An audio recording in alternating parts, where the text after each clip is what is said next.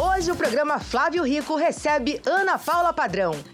Ela já comandou os principais telejornais do Brasil, cobriu conflitos internacionais e entrevistou grandes personalidades. Começou a carreira ainda jovem e logo ganhou espaço como uma das jornalistas mais respeitadas do país. Também foi a primeira mulher a se tornar âncora do Jornal da Globo. Depois de anos à frente das notícias, ela decidiu explorar novos caminhos e surpreendeu o público também no entretenimento. Foram 10 temporadas apresentando o reality show culinário MasterChef, conquistando uma nova audiência e mostrando que sua versatilidade vai muito além da notícia. Ana Paula Padrão levou o talento da TV para o empreendedorismo, criando projetos voltados para o empoderamento feminino. E hoje ela lidera a Conquer Una, ajudando mulheres a se destacarem no mundo dos negócios. Ana, que bom te ter aqui. Flávio Rico, uma honra, um prazer falar com você, sempre uma delícia. A gente é amigo há muito tempo, então você acompanhou muito tudo aí. Eu acompanhei tudo isso aí. Exatamente, você acompanhou tudo. Desde o começo. O que você acha da televisão sem a Ana Paula Padrão dentro, depois de 40 anos? Não faz diferença. Eu acho que TV é hábito. Você sabe disso, você também cobre TV há muitos e muitos anos. A gente já ouviu essa frase muitas vezes de muita gente. Que ensinou a gente. Exatamente. TV é hábito. Então, eu acho que quando eu comecei no MasterChef, você se lembra, durante 2 anos eu recebi muita crítica, que eu acho que tinha a ver com o meu desempenho. Eu estava começando uma função nova, então eu não fazia aquilo super bem mesmo.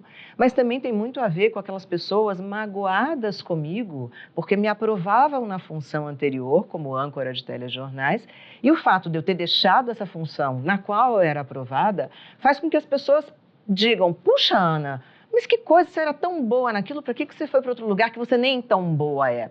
E eu demorei mesmo muito tempo para me adaptar a um estúdio de entretenimento e para atuar como uma apresentadora de entretenimento. Não era a minha raiz, não era aquilo que eu tinha aprendido. Eu ficava segurando muito a minha emoção, eu demorei para conseguir soltar a emoção. Ana, por que você saiu da Band? Mas eu acho que assim, outras coisas e pessoas virão, e eu acho que a gente tem que saber dizer tchau enquanto você ainda é querida, necessária, desejada, e será uma ausência sentida. Eu acho que depois que termina, é pior para você, porque é muito frustrante quando as pessoas te deixam antes de você tomar a iniciativa de deixá-las. No mundo do faz de conta, vamos imaginar assim, amanhã, que pode ser amanhã, depois de amanhã, alguém chega para a Ana Paula Padrão e fala assim: Ana, queria te convidar para fazer um programa na televisão. Flávio, se eu gostar do programa, se eu me sentir seduzida por ele, e se a minha energia puder, pelo menos, ser dividida com isso, eu não fecho porta, eu só abro.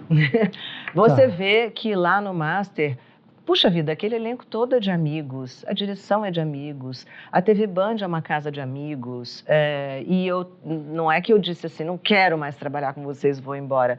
Eu simplesmente precisava me dedicar a outra coisa, mas eu não só não tenho nada contra a TV, como tenho tudo a favor. E se aparecer um outro projeto em qualquer plataforma, inclusive na TV, que me seduza muito, não vai ser agora, não vai ser hoje, não vai ser amanhã, mas num determinado momento, por que não? Agora eu preciso de tempo aqui para cuidar dessa história. Independentemente de ser jornalismo ou entretenimento. Eu não quero voltar para o jornalismo, Flávio. Não quer? Não, isso foi uma decisão que eu tomei lá atrás, depois de 30 anos de jornalismo, que eu acho que é tempo mais do que suficiente de você fazer uma carreira, se dedicar muitíssimo a ela. Então, não quero fazer jornalismo de novo. Acho que tem um monte de novos talentos muito mais capazes, muito mais adaptados ao que o jornalismo é hoje, a como o jornalismo quer se comunicar com a sua audiência. Então, não é para mim. Eu me sinto, de alguma maneira, transmitindo informação por outras plataformas, como, por exemplo, as minhas redes sociais. Eu não deixo de ser uma jornalista, eu continuo me interessando por um monte de assuntos e um monte de notícias. Eu, às vezes, leio uma notícia e falo: opa, isso aqui me interessa, isso aqui é interessante para as mulheres com quem eu falo, boa parte da minha audiência, quase 70% é feminina, e aí eu vou, pesquiso mais um pouco sobre aquilo, porque, né, a gente que é jornalista vai atrás, né, de confirmar aquilo que leu, E eu faço muitas pílulas de informação nas minhas redes sociais. É isso, o jornalismo é uma profissão vocacionada. Você não deixa de ser jornalista porque você não está em atividade no jornalismo ou porque você está de férias. Você vai sempre ser uma jornalista. Eu sou. Quando me perguntam profissão, eu tenho que preencher fichinha, tá lá, eu boto jornalista. No jornalismo, vou te fazer uma pergunta assim: o que te dá mais saudade? A apresentação de um telejornal ou aquelas reportagens que você faz? Ana fez uma sobre o ebola, né? Eu fiz ebola já na Band, em 2015, no começo de 2015, ou fim de 2014. O enterro das vítimas do vírus no único cemitério local que as aceita é para as famílias quase pior do que a morte. Eu fiz uma matéria longa. Talibã. Talibã eu fui algumas vezes cobrir o Talibã, tanto no Afeganistão quanto no Paquistão. A morte do Osama Bin Laden, o assassinato do Osama, que se deu no Paquistão. Mas, assim, saudade não é exatamente a palavra. Você me perguntar o que você mais gostava de fazer. Tá na bancada como âncora ou tá na rua cobrindo? Tá na rua, óbvio. Muito.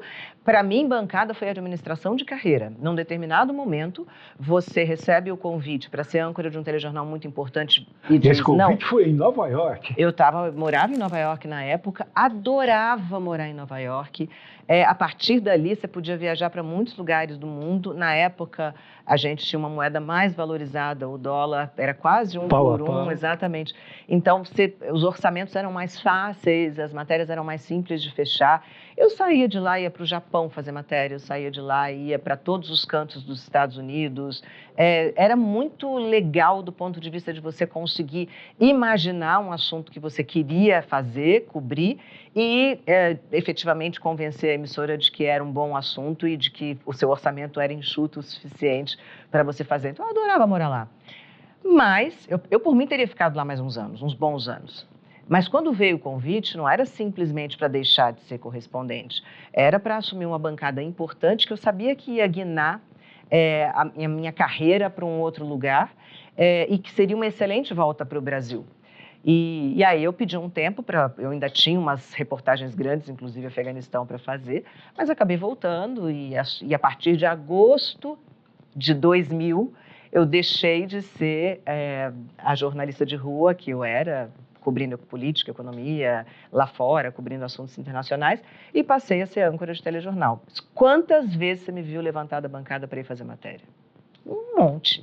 Eu fazia isso... Você é inquieta, né? Eu pedia, olha, tem uma matéria aqui que eu produzi sobre tal coisa, deixa uma pessoa aqui 3 dias, eu vou lá, passo, volto correndo. Eu ia e voltava, porque eu sempre tive isso de querer estar onde as coisas estavam acontecendo, ver e depois contar. Ana, vamos voltar uns 10 anos aí. Vamos. Você sai do jornalismo, da bancada do Jornal da Record, na ocasião, e assume um programa no entretenimento. Quando veio o convite da Band para fazer um negócio chamado MasterChef, eu falei, Master, como?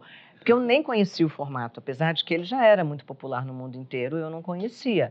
E eu só vi o formato em outros países, achei que era legal e falei, poxa vida, um formato de entretenimento onde eu não sou o elemento principal, ele está diluído entre 4 pessoas e onde eu vou poder aprender devagar, numa grade mais recuada, que não era super prime time, a gente estava mais à noite ali na Band, eu falei, talvez seja um lugar bom para eu começar a aprender que bicho é esse.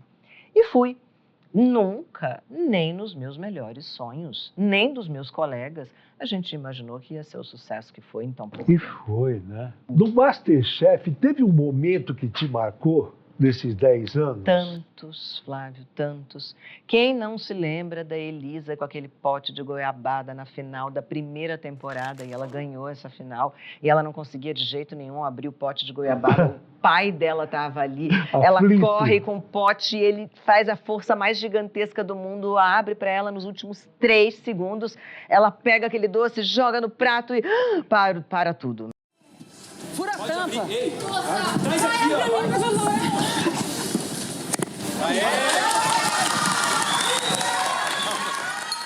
Foi muito emocionante. E ela era uma menina que teve uma trajetória muito bonita, muito de descoberta dela mesma dentro do programa. Então, aquela história me comove muito.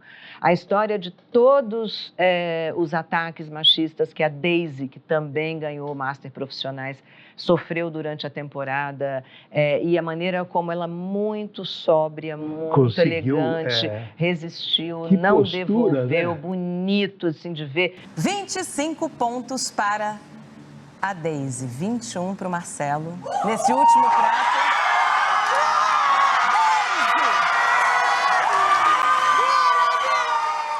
O anúncio da gravidez de gêmeos do Jacquin e da Rosângela, que foi numa final ao vivo, eu apresentando, de repente sou interrompida. Foi surpresa para você? Surpresa pra mim. Foi surpresa para todo mundo. Ninguém sabia.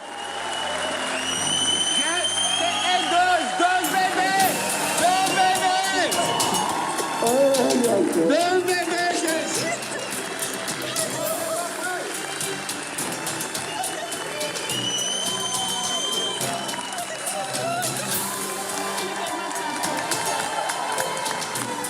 Foi um momento de muita felicidade para todos nós. Que bacana. E hoje as crianças já estão desse tamanho já. Lindas. Olha, tem um recado de umas pessoas que você conhece aqui. Ai, quer meu ver? Deus, não. Olha. É uma entrevista, não faz isso comigo. Olha. Ana, tudo bem?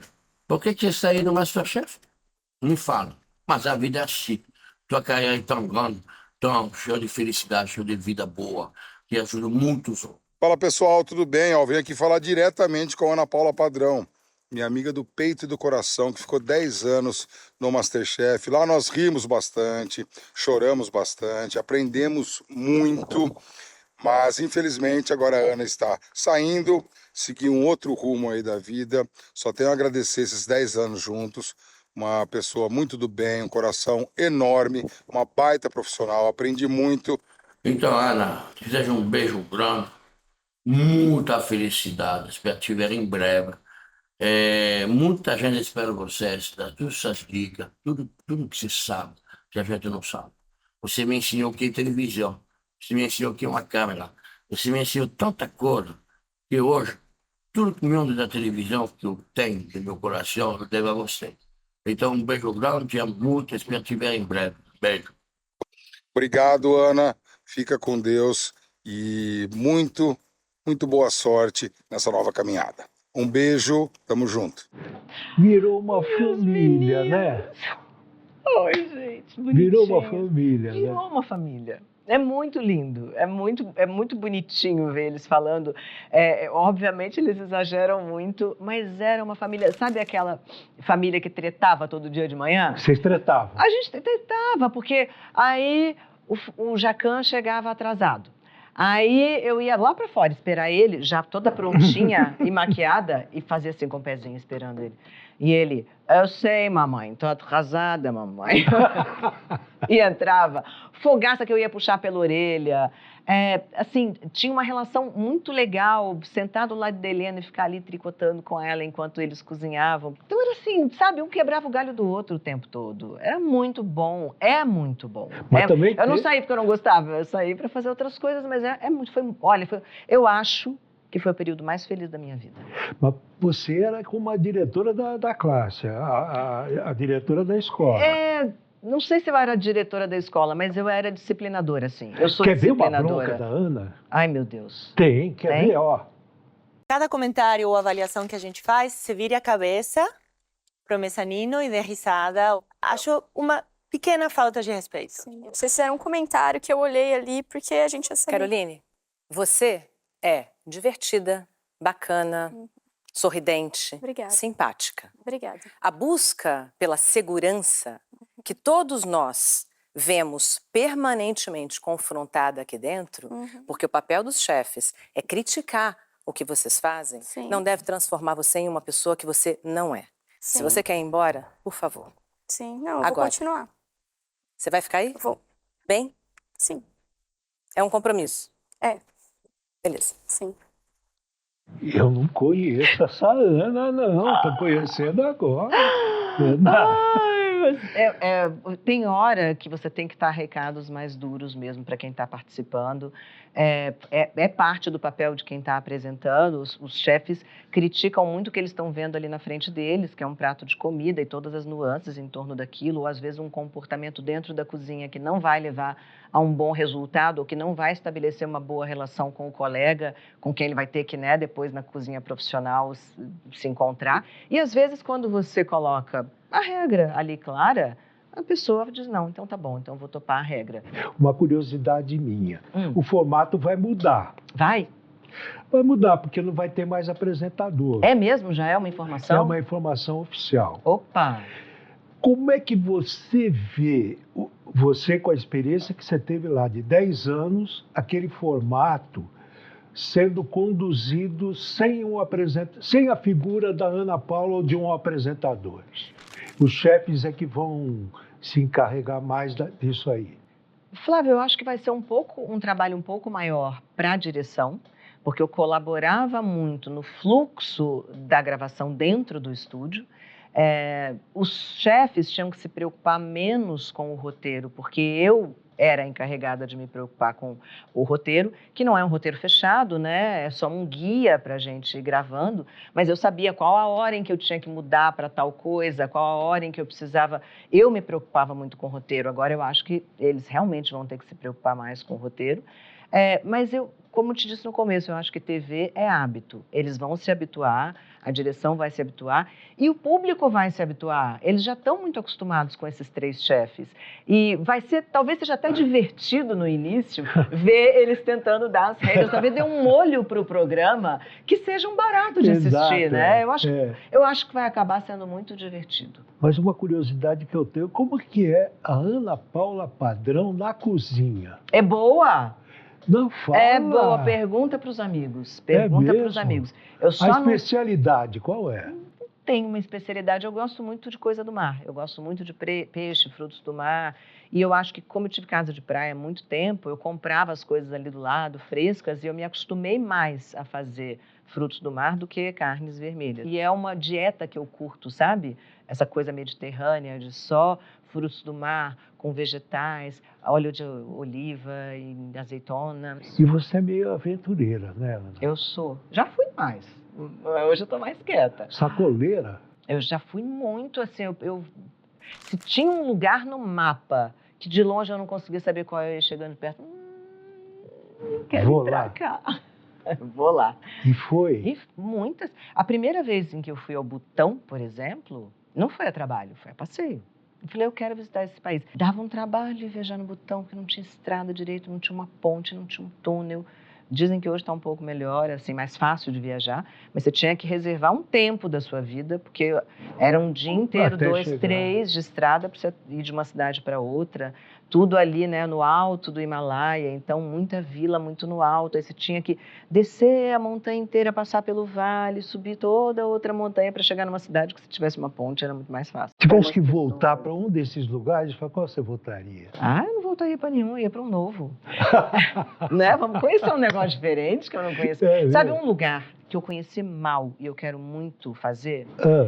Eu fui fazer Olimpíadas de 2000 em Sydney, na Austrália. E eu fiquei 35 ou 30 dias, não me lembro lá, só em Sydney, que era onde se davam os jogos, e trabalhando. Não tive oportunidade de ir para Melbourne, nem para Perth, nem para Nova Zelândia, não conheci, dali do ladinho. Eu quero muito voltar com o tempo para fazer bem o país, porque eu tenho muita curiosidade para ver o resto do país, conhecer a Barreira de Corais, enfim. Quero ir para lá, vamos ver se eu consigo em breve. Porque o grande problema da Austrália é chegar lá. Então, você tem que ir com o tempo, né? Até hoje... Só para chegar e virar aquele fuso, eu tenho muita dificuldade com fuso. É mesmo? Eu tenho. Os primeiros dias são muito difíceis para mim. É verdade que demora um dia para a gente recuperar? Demora um dia para cada hora de fuso. Então, se você está a 12 horas de distância da sua origem, você demorará 12 dias para você entrar completamente no fuso. É claro que quando você começa a dormir no horário certo, já melhora bastante a vida. Então, eu induzo o sono assim que eu chego para poder entrar mais rápido no fuso, porque senão é muito difícil, né? Porque nas experiências que eu tive, das 12 horas, eu demorei. Eu cheguei lá à noite, depois de ter viajado aquele tempão que você... Aí eu já dormia. Você é bom de cama, por Sou isso. bom de cama. Você deve ser muito bom de cama. Gente, não sei, tá? Não, eu só não. tô aqui Não, tô imaginando que o cara é bom de cama. Eu deito e durmo. Eu não senti Eu não isso, sou boa, entendeu? eu não sou Você boa não. nisso, eu sou difícil para dormir. Ana, uma curiosidade. Você lembra qual foi a primeira foto que você postou na tua rede social? De jeito, não sei nem quando.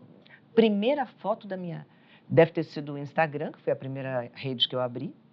Não me lembro quando e não lembro a foto de jeito nenhum. Quer ver? Você tem? Cadê? Mostra. Nossa. Você lembra dela? E não tem nada escrito, não tem legenda, né? Flávio, Não lembrar, tem eu não legenda. lembro, mas eu tô vendo que eu tô muito maquiada, com o cabelo arrumado, e não se parece atrás com nenhuma das casas que eu tive nos últimos anos. Então E eu você tô, está no não camarim? sei de onde, 8 de agosto de 2013. Não, eu não tô, porque a gente chegou no Master em 2014. 14. Em 2013, isso aí talvez tenha sido uma foto do final Tá, da minha Record. passagem pela Record. Porque eu acho que atrás é um camarim. Ou eu fui dar uma entrevista qualquer para alguém e eu acho que isso é um camarim. Tá vendo que parece ter uma plantinha e um sofá ali atrás? Eu acho Que não é um parece camarim. a minha casa em 2013. Certamente não era a minha casa essa. Então, tá com cara de camarim. Deve ter sido um camarim. E deve ter sido uma foto que eu tirei com o celular do espelho, né? É. Porque tem um reflexo aqui do lado. Exatamente. Eu não me lembrava dessa foto, mas eu imagino que seja num camarim ou da Record ou de algum lugar onde eu fui dar entrevista. 2013. Porque eu entrei no MasterChef em 2014 e eu saí da bancada da Record com o Celso Freitas em 2013. Talvez Celso tenha sido lá Freitas, ainda. hein? Querido, amado colega. Quem que pessoa será generosa. que tem alguém que não gosta do Celso Freitas? Se não gosta é porque não conhece. Não conhece. Não conhece. Figura. Olha, eu adoro. Aliás, Celso, você está vendo? Um beijo grande para você. Adoro o Celso. Outro beijo, Celso. Ele é demais, né? Ele é demais. Aliás, a vida profissional é legal pelas pessoas que você conhece no caminho, né? Muitas, né? Muita gente legal. É verdade. Muita gente legal.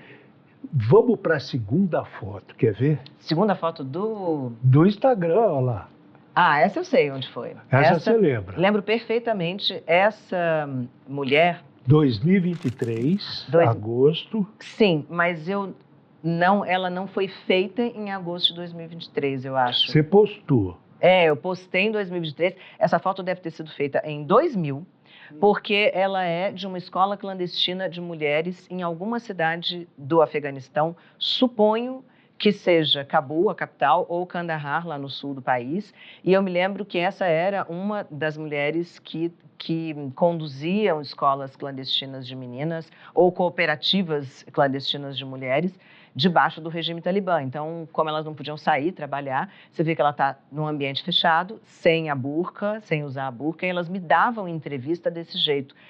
Uma das vantagens de ter entrado no Afeganistão como mulher sob um regime tão difícil para mulheres é que eu tinha muito trânsito com elas. Elas me entendiam que podiam me colocar para dentro, eu filmava com uma câmerazinha pequena, o cinegrafista não entrava, mas eu consegui fazer muita coisa legal em ambientes fechados e clandestinos, escondidos, porque eu era mulher e eu fui conversar com mulheres. Então, sozinha? Como é que você fazia com luz, com esse tipo de coisa? Isso aí é luz natural. A gente normalmente procurava uma janela ou éramos uma equipe de 3, né? Eu, o Hélio Alvarez, que era o repórter cinematográfico, e a Guta Nascimento, a minha produtora. Então, ela me ajuda. Muitas vezes, quando ela não ficava lá distraindo as equipes talibãs fora, ela entrava, me ajudava, mas a gente fez muita coisa clandestina. Na rua, ou eu filmava com um botãozinho como esse aqui, de roupa, que era uma lente de uma câmera, tinha um fio por trás, que levava ao recorder na minha bolsa, eu escondi uma câmera pequenininha dentro de uma capinha de couro de um alcorão. E eu fiz um buraquinho na lente e eu andava com aquele livro, que era o único livro permitido lá, não era à toa, que era um alcorão, não se podia ler mais nada. E eu andava com aquele livro que estava recheado, na verdade, não com livro, mas com uma câmera. Sabe aquelas capas fechadas com o zíper? Eu botei uma câmera dentro e filmei muita coisa assim também. Olha você com as crianças. Exatamente, né? Isso também é 2000. Eu me lembro perfeitamente dessa roupa que eu comprei no Paquistão antes de entrar. E eram crianças que estavam numa escola clandestina, era completamente proibido. E, enfim, não tinha outro jeito de estudar, as famílias não queriam deixar as crianças sem nenhuma instrução. E aí, muitas mulheres muito corajosas, muito bravas, muito guerreiras, que, para mim, no microfone, com a cara nua, diziam: leve nossa mensagem para o mundo. O país está horrível, essas crianças estão sem estudo, a gente não pode sair de casa, e não se pode viver sob esse regime. Muito corajosas, muito mais do que eu que fui filmar. Mais humana. Essa foto... Agora você foi longe. Agora você foi longe. Essa câmera aí, eu espero que nenhum... ela foi postada em 2016. Agora, quando ela foi tirada... essa foto é do estúdio da Universidade de Brasília. Isso aí, eu era estudante universitária, fazia o UNB, a Universidade de Brasília, e Rádio, TV e Cinema. Então, eu tinha várias disciplinas de Rádio, TV e Cinema, e cinema, TV era uma delas, e essa era a câmera. Isso aí deve ser a tataravó da tataravó das câmeras que a gente usa hoje, né? Deve ter sido as primeiras, era, enfim, muito rudimentar. Ana, você viveu da tua vida pessoal um drama recentemente, que foi um acidente com o Gustavo, meu amigo. O Gustavo foi assaltado e na fuga caiu. Olha, um domingo, não foi? Foi num domingo, a gente estava no sítio em São Francisco Xavier, na Mantiqueira. E na volta, a gente não ia nesse fim de semana. E na última hora, tinha que resolver um problema qualquer na casa. E eu falei, vamos, Gu. E ele queria testar uma moto nova. E eu falei, então tá bom, eu vou com o cachorro no carro. Você vai depois e, enfim, eu volto na sua frente, também não tem problema. Lá a gente anda de moto e eu testo com você na garupa. Eu sou garupeiro, eu gosto de andar de moto. Eu saí do sítio, meia hora depois ele saiu.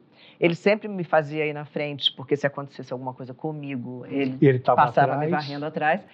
E foi exatamente o contrário. Eu estava já a 5 quilômetros da entrada de São Paulo, na Dutra, e meu telefone tocou, estava no Viva Voz, no carro, e eu vi que era ele, e eu falei, deve ter parado para abastecer ou alguma coisa assim. Falei, oi, amor. Ele, amor, eu fui assaltado e caí num buraco.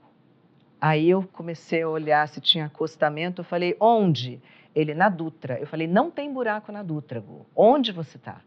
Aí ele falou, na Dutra. E eu pensava, tá confuso, porque não tem buraco na Dutra. Eu nunca imaginei que tivesse uma vala no meio da Dutra. Mas era isso que tinha acontecido. Ele, voltando, foi fechado por uma moto muito menos potente do que a dele, com 2 caras com um capacete, o que estava na garupa armado, e eles fazem o clássico, vão encostando o motoqueiro para o acostamento para tirar o que for preciso, e muitas vezes essa pessoa é baleada. Gustavo está exposto à moto há muitos anos, ele anda de moto desde adolescente, ele sabia o que ia acontecer, e ele, em vez de acompanhar os assaltantes, ele freou bruscamente. A moto dele, muito boa, parou, a dos assaltantes passou, e eles só conseguiram parar 30 metros na frente. E aí ele falou, a minha chance de escapar. Largou a moto no chão, no meio da Dutra, com os carros passando. Domingo, volta para casa, a Dutra lotada. Ele começou a correr na direção contrária dos carros, no meio dos carros, na esperança de que um deles o visse e parasse. Ninguém viu, e aí ele ouviu um estampido e ele virou. Os motoqueiros estavam vindo no acostamento, também na contramão, e começaram a atirar nele. E aí ele falou, a minha única chance de escapar é tentar passar para a pista de lá. E nesse momento da Dutra tem um desnível. A pista no sentido Rio é um pouco mais alta, sentido São Paulo mais baixa. E tem uma vala, tipo um piscinão no meio, para que na chuva não encha a pista de baixo. Ele caiu de capacete, jaqueta, luva, bota, todo o equipamento necessário, calça, mas caiu de 10 metros de altura. O celular estava no bolso esquerdo da jaqueta dele e a única coisa que ele conseguia movimentar era isso aqui. E ele conseguiu abrir o bolso da jaqueta e ligar para mim. Só que ele não conseguia me dizer onde ele estava. E aí eu, parada já no acostamento, perto de São Paulo, eu comecei a ouvir uma voz que eu entendi, o senhor foi baleado? Aí eu falei, quem está aí? Ele falou, não sei, tem uma lanterna lá em cima. Eu falei, grita o meu telefone. Aí ele, seu telefone, eu não sei, seu telefone. Já começando a ficar bastante confuso. E aí ele gritou o meu telefone e eu ouvi o cara dizendo, quem é? Aí ele falou, minha mulher quer vir. E aí, 1 minuto depois, meu telefone pisca e tinha a localização e embaixo, venha tranquilo, estou chamando CCR Socorro. E aí eu tive que entrar em São Paulo, fazer a volta, eu cheguei lá 40 minutos depois e mesmo assim, não sei como cheguei, até hoje eu não sei como foi. E aí a CCR já tinha chegado, a Polícia Rodoviária Federal, e eles estavam tentando tirar ele lá de baixo. O resultado é que ele quebrou, sei lá, quase 23, 24, 25 ossos, não sei, muitos ossos. E teve que ficar 4 meses completamente imóvel, e ainda bem que foi só isso, porque tanta coisa poderia ter acontecido, uma queda dessa. Nossa. Uma pessoa morre, quebra o pescoço, enfim, tem sequelas para o resto da vida, ele não tem sequela nenhuma. Quando você sabe exatamente o que é a prioridade na sua vida e você não pisca na hora de tomar uma decisão, eu parei tudo que eu estava fazendo e fiquei em casa com ele esses meses todos. Claro que eu tinha ajuda e ter rede de ajuda é muito fundamental numa hora dessa. Eu não sei o que eu faria se eu não tivesse cuidadores comigo, se eu não tivesse todos os médicos que iam lá todo dia fazer fisioterapia com ele, fazer eletrochoque para ele não perder muita musculatura na hora de ficar de pé. Toda a assistência que eu tive, o plano de saúde muito bom, que me proporcionou um atendimento hospitalar muito bom. Desde o início, você sabe que esse cara que parou e achou ele na vala... Sei. Quem é? Essa história, esse cara é um anjo, o Sargento Silva Júnior. Obrigada de novo pela enésima vez, a gente nunca vai agradecer Obrigado, o suficiente. sargento. Ele era um soldado indo para o curso de sargento. E ele viu um motoqueiro lá longe, passando lá e sumindo. Ele falou, esse cara caiu, porque ele conhecia a Dutra e ele sabia que ali tinha uma vala. Ele conseguiu parar o carro dele na pista de alta, 500 metros depois, deixou o pisca-alerta, saltou com uma lanterna e a arma dele, procurou primeiro o bandido, ele falou, isso é assalto, com certeza. Como ele não viu, ele foi na vala procurar o Gustavo e ele Olha viu. que coisa. E foi a pessoa que eu ouvi perguntando, o senhor foi baleado? E o Gustavo respondeu e foi ele que me passou a mensagem. Mas eu só soube disso depois que ele já tinha feito os primeiros exames e que, enfim, a gente entendeu que ele não precisaria de uma cirurgia de emergência. Eu fui olhar, falei, eu preciso falar com essa pessoa, porque ela não estava mais quando eu cheguei na cena. E eu falei, olha, eu sou a mulher da pessoa que você achou, o nome dele é Gustavo, eu queria te agradecer, eu queria saber como é que foi, você parou, você viu e tal. E ele me contou a história e falou que era um sargento, que era um soldado a caminho da escola de sargento. Que coisa. Aí no dia seguinte eu procurei a escola de sargento, liguei, procurei o cara que estava treinando ele, o capitão, eu não lembro quem era. Mas eu falei, olha, eu não sei o que vocês estão fazendo aí, mas vocês estão fazendo uma coisa bem feita, porque esse cara salvou a vida do meu marido. Olha que coisa. Ele só viu um motoqueiro passar e cair ali, e ele parou. É a coisa de ser vocacionado que a gente falava no início do programa. Ele tem vocação para isso, e ele certamente será um grande sargento e vai ganhar muitas outras patentes, e certamente vai salvar muitas vidas, eu espero, torço. A gente foi na formatura dele. Que bacana. Ana, sobre o teu trabalho atual, conta um pouquinho mais dele para a gente. Flávio, você me conhece há muito tempo e você sabe que eu sempre tive uma agenda paralela muito importante com lideranças femininas.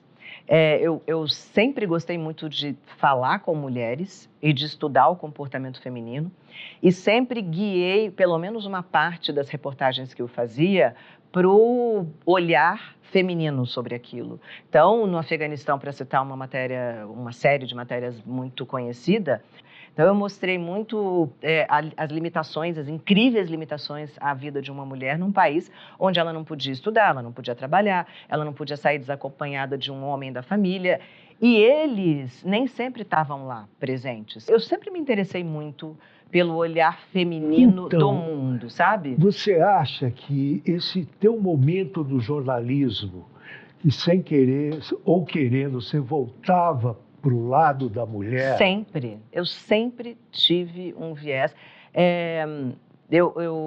Quando eu sentei na bancada do Jornal da Globo e eu substituí uma outra mulher muito importante, que foi a Lilian Vitfib, que também estava sentada ali há alguns anos, eu sabia qual era a responsabilidade que eu tinha de ser uma mulher sentada sozinha numa bancada de telejornal muito importante. Eu sabia que era uma responsabilidade muito grande e que eu seria vista como alguém que seria referência para mulheres que almejassem essa carreira, essa profissão e esse lugar de importância e de relevância no jornalismo. E isso acontece com todas as profissões, você precisa se ver representada para querer fazer aquilo. Então, primeiro pelo exemplo, mas também depois por me dedicar muito ao estudo do comportamento feminino e do tipo de socialização a que as mulheres são submetidas, eu acabei me interessando por isso como trabalho e agora eu consegui transformar esse interesse num trabalho mesmo, né? É uma empresa que se dedica a formar mulheres. Como é que é essa formação das mulheres, esse trabalho, como é que ele é na prática? Ele se dá em vários aspectos. A Conqueruna é um hub de formação de líderes mulheres. É uma empresa nova que eu fiz em associação com a Conquer Business School, que já está nessa estrada de oferecer formações online e também presenciais, imersões, há muitos anos. Tem um profundo expertise no lançamento desse tipo de infoproduto. Eu estou migrando também uma parte para o lado presencial e eu tenho metade da empresa e estou ali na operação, trabalhando muito fortemente para que ela, daqui a pouco, tome a conta do país e a gente forme muita mulher. Então, o que a gente tem são aulas digitais, aulas presenciais, imersões e uma permanente exposição à formação e ao networking feminino. Tudo isso hoje é o que a gente chama de soft skill aplicado à liderança, que Singularity dá, Harvard dá, todas as universidades grandes hoje fazem treinamentos de soft skill para executivos. Só que eu volto os meus treinamentos especificamente para mulheres, que é um ambiente que eu conheço, domino há muitos anos. E aqui no Brasil, você acha que esse tipo de problema é maior, por exemplo, do que existe nos Estados Unidos, ou o mundo ainda está muito desigual nesse sentido? A gente tem países onde isso não é cultural. Os países nórdicos, europeus, por exemplo. Nos países latinos, a gente tem isso de uma maneira mais visível, porque são sociedades especialmente machistas e conservadoras. Mas a gente tem as mesmas questões nos Estados Unidos discutidas de maneira mais aberta. O número de publicações nesse sentido é maior, o número de estudos nesse sentido é maior. E tem uma coisa que é muito importante para a formação de homens e mulheres, que é o fato de você aplicar empreendedorismo desde pequeno para crianças na escola. A gente só vai ter mais mulher no poder quando a gente tiver mais mulher no poder. E a única maneira de chegar lá é levando mais mulheres para o poder. E é isso que eu quero, em última instância. Entendi. Toda vez que eu te encontro em programa de televisão, eu não posso deixar de te pedir, vamos fazer aquela trocada de câmera que eu sempre quero. Ela que inventou isso. Eu não sei direito como é mais. Não, nós vamos fazer, vamos ensaiar. Vamos ensaiar. Você começa dessa 3, aqui e vou para 4, e vai para cá. Dá 3 para 4. Tá bom, deixa eu ver. Deixa eu tentar lembrar como eu fazia. O texto é teu. O texto é meu. Então, peraí. Atenção, 3, 2, 1. Sargento Silva Júnior, muito obrigada e boa noite para você. Fiz direito? Eu ainda sei como fazer isso. Ana, nosso programa termina com uma selfie. Permite? Eu vou adorar. Depois você manda ela pra mim? Mando. Manda ela pra mim depois. Eu vou aí. Então tá. Boa, obrigado. Manda pra mim. Sempre obrigado. Um prazer enorme estar com você. O prazer é sempre meu. Muito obrigada. Tá bom? Viu? Foi um prazer te receber aqui. Tenho um imenso respeito pela carreira que você fez cobrindo televisão e na televisão e pela maneira como você é ético e correto com seus colegas. Todos, e sempre foi. Muito obrigado. Obrigado, Ana. Pessoal, muito obrigado. Até semana que vem, tá bom? Tchau.